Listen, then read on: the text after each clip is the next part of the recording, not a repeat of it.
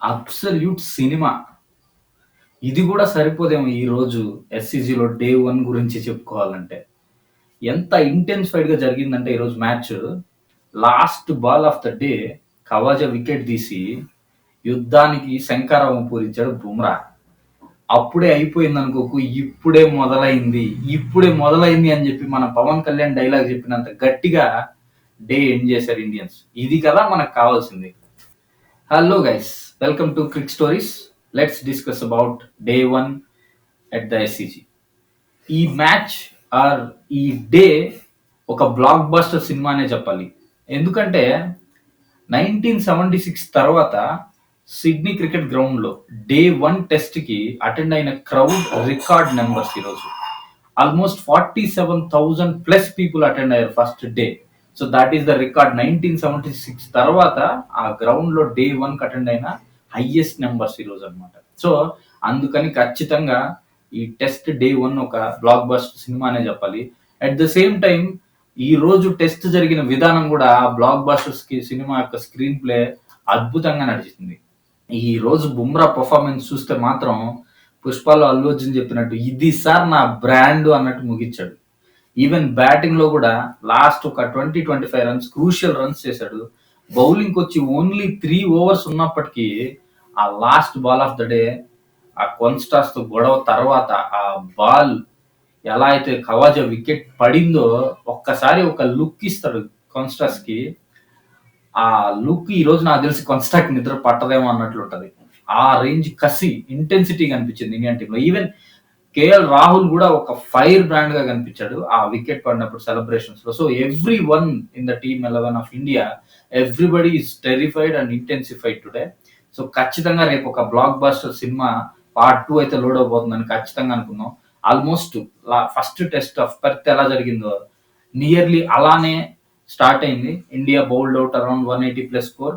ఆస్ట్రేలియాది batting start అయింది. But ఆ రోజు ఫస్ట్ టెస్ట్ డే 1 లో కొంచెం టైం ఎక్కువ ఉన్న బట్ ఇండియా 3 వికెట్స్ తీసుకోగలిగింది. బట్ ఈ రోజు ఓన్లీ 3 ఓవర్స్ వేసిన ఆ ఇంటెన్సిటీ ఎక్కడా తగ్గకుండా బుమ్రా లాస్ట్ బాల్ వికెట్ తీసి ఒక చిన్న హ్యాపీ మూమెంట్ ఇచ్చి ఇండియన్స్ కి డే క్లోజ్ చేశారు. ఇంకా మ్యాచ్ విషయానికి వస్తే టాస్ గెలిచి బుమ్రా బ్యాటింగ్ తీసుకున్నాడు. ఈవెన్ మనం కమెంటేటర్స్ నుంచి ఏం విన్నా పిచ్ మీద కొంచెం గ్రాస్ ఉంది, సో కొంచెం రిస్కీ ఆప్షన్ ఏమో బ్యాటింగ్ అనుకున్నారు. Still Bumrah took that call. తీసుకున్న తర్వాత పెద్దగా ఆశ్చర్యం ఏం లేదు, మన ఇండియన్ బ్యాటర్స్ ఎవరు పెద్దగా పర్ఫామ్ చేయలేదు ఈ రోజు కూడా. సో స్టార్టింగ్ లోనే 5th ఓవర్లోనే రాహుల్ వికెట్ ఇచ్చేశాడు.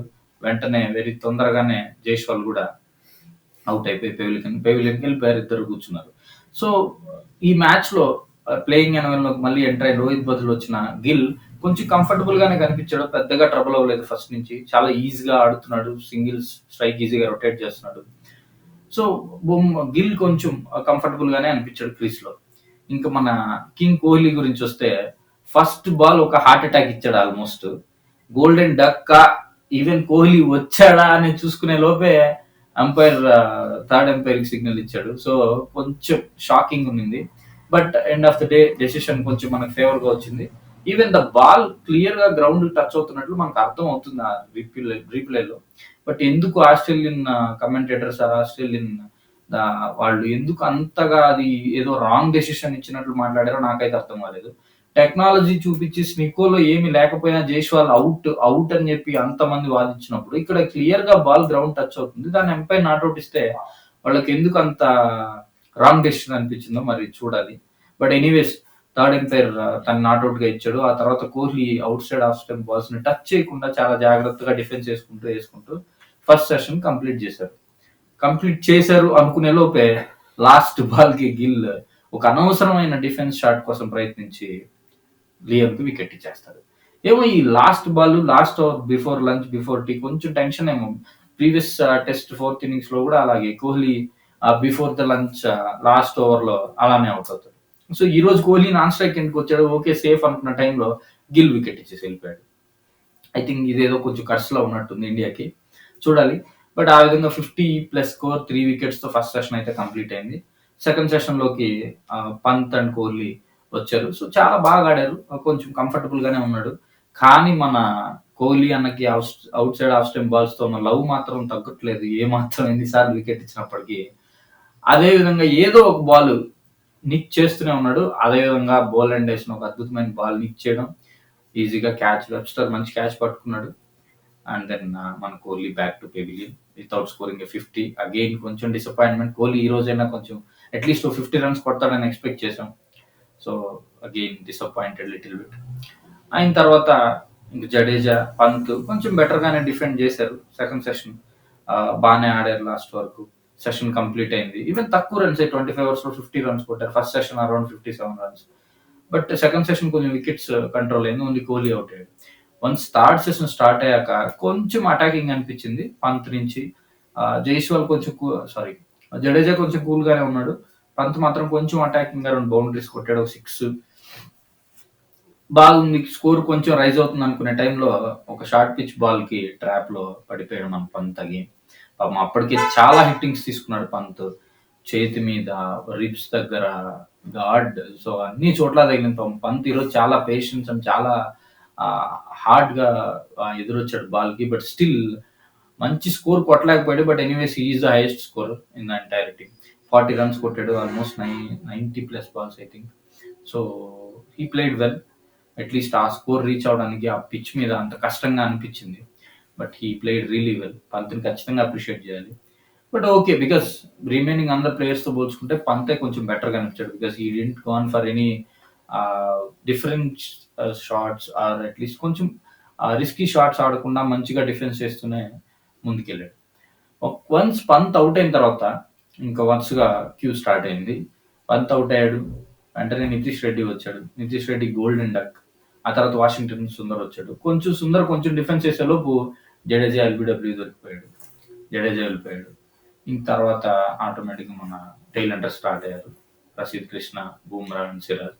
అట్లీస్ట్ వాషింగ్టన్ సుందర్ది అగైన్ ఒక risky, I mean what to say, కొంచెం different kind of decision third umpire నుంచి మళ్ళీ కొంచెం డిస్కషన్ ఉండాల్సిన కాల్ అనిపించింది. బికాస్ అక్కడ స్నికోలో ఏదో కొంచెం చూపిస్తుంది కానీ బట్ హవెవర్ ఆ నాయిస్ అనేది before the ball touch the glove first నుంచి ఉంది కాబట్టి సో దాన్ని ఎలా గ్లవ్ టచ్ అయిందని కన్సిడర్ చేశారనేది మనకైతే అర్థం కాలేదు. సో అది అవుట్ ఇచ్చాడు. అది ఒక కాంట్రవర్షియల్ డెసిషన్ అగైన్. అండ్ దాని తర్వాత కొంచెం బుమ్రా వచ్చి ఎంత ఫాస్ట్ గా వీలైతే అంత ఫాస్ట్ గా స్కోర్ చేయాలి, ఇన్నింగ్స్ ఫినిష్ అయినా పర్లేదు అన్నట్లు ఒక అటాకింగ్ మోడ్ చూపించాడు. కమిన్స్ ఫీల్డింగ్ అయితే చాలా వండర్ఫుల్ గా సెట్ చేశాడు. బాల్ పైకి లేస్తే ఆల్మోస్ట్ ఎటు పోయినా క్యాచ్ పట్టుకునేటట్లు. అప్పటికి బుమ్రా ఒక 2 back to back boundaries ball and straight చాలా అద్భుతంగా ఆడాడు. ఆ తర్వాత ఒక బై 4 వచ్చింది. సో స్కోర్ కొంచెం 140, 150 నుంచి ఆల్మోస్ట్ 180 దాకా బుమ్రా తీసుకొచ్చాడు. లాస్ట్ లో even before the wicket Cummins ని కొట్టిన 6 ఒక అద్భుతమైన షాట్. అది కూడా స్లో బాల్ వేసాడు Cummins, but he played really well. Siraj కొంచెం డిఫెండ్ చేసి కొద్దిసేపు బుమ్రాకి స్ట్రైక్ రొటేట్ చేశాడు అటు ఇటు. Because he can't middle the ball. So Bumrah కొంచెం స్ట్రైకింగ్ రొటేట్ చేసి ఇచ్చాడు ట్రై చేయడానికి. సో ఆ విధంగా ఇండియన్ ఇన్నింగ్స్ 180 ప్లస్ స్కోర్కి ఆల్అౌట్ అయిపోయారు. Next we have only 15 minutes. So 15 minutes టైంలో మనం ఆస్ట్రేలియాని ఎంత ట్రబుల్ చేయగలుగుతాం ట్రబుల్ చేయాలి. ఐ హోప్ అట్లీస్ట్ 5 ఓవర్స్ పడతాయి అనుకున్నాను. సో బట్ కొంచెం డిలే అయింది. కవాజాకి ఆ ఫింగర్ దెబ్బ తగ్గడం అక్కడ ఒక 2-3 మినిట్స్, లాస్ట్ లో ఒక 2 మినిట్స్ అట్లా డిలే అవడం వల్ల ఒక ఓవర్ తగ్గింది అనిపించింది. బట్ అవెవర్ ఆ 3 ఓవర్స్ అయినప్పుడు ఒక మంచి డ్రామా నడిచింది. First over Bumrah first ball కాన్స్టాస్ కొంచెం ఫ్రంట్ కి వచ్చి మిడాన్ మీదుగా షార్ట్ బౌండరీకి వెళ్తుంది. సో తర్వాత సింగిల్, ఆ తర్వాత డాట్స్. నెక్స్ట్ సిరాజ్ వచ్చినప్పుడు అంతే, కొంచెం చాలా అద్భుతమైన లైన్ వేశారు wicket to wicket.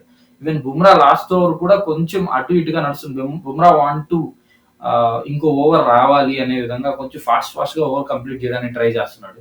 But at the same time Khawaja కొంచెం డిలే ఇవ్వడంలో, క్రీజ్ రెడీ అవడంలో ఒక చిన్న ఆర్గ్యుమెంట్ లాగా స్టార్ట్ అయింది. ఖవాజాతో మాట్లాడుతుంటే మధ్యలో మన ఆస్ట్రేలియన్ డెబ్యూటెంట్ మరి ఏం చెప్పాలో అతని గురించి కాన్స్టాస్ ఇన్వాల్వ్ అవుతాడు. అనవసరంగా ఏమంటారు, నిద్రపోతున్న సింహాన్ని నిద్ర లేపినట్టు చేశాడు. ఒక బాలే ఉంది. ఆ బాల్ ఈరోజు మేబీ నైట్ మేర్ అవ్వచ్చు. ఆ బాల్ ఖచ్చితంగా ఖవాజాకి అద్భుతమైన డెలివరీ. అది అవాయిడ్ చేసిన ఎల్బిడబ్ల్యూ బ్యాట్ హిట్ అయిన క్యాచ్, అలాంటి బాల్ వేశాడు. అన్ప్లేయబుల్ డెలివరీ అనే చెప్పొచ్చు. సో మన బుమ్రా, సో ఆ డెలివరీకి రాహుల్ ఒక అద్భుతమైన క్యాచ్ పట్టుకున్నాడు స్లిప్ లో. అప్పుడు ఒక లుక్ ఇచ్చాడు బుమ్రా కాన్స్టాస్ కి. బుమ్రా ఇచ్చిన లుక్ మాత్రం ఈరోజు సోషల్ మీడియాలో ఖచ్చితంగా ట్రెండ్ అవుతుంది. ఆల్రెడీ మీరు ఇప్పటికి చూసే ఉంటారు. ఆ లుక్ మాత్రం హైలైట్. అండ్ ప్లేయర్ సెలబ్రేషన్ కూడా చాలా సూపర్‌గా ఉంది. సో, రేపటి డే 2కి అద్భుతంగా స్టేజ్ సెట్ చేశారు మన Indian bowlers. Let's see day 2 ఏం అన్‌ఫోల్డ్ చేస్తదని చెప్పి. So, that's it guys about the day 1. Video మీకు నచ్చితే లైక్ చేయండి, షేర్ చేయండి. ఇంకా బాగా నచ్చితే సబ్స్క్రైబ్ చేసి ఫ్రెండ్స్‌కి కూడా షేర్ చేయండి. Thank you so much.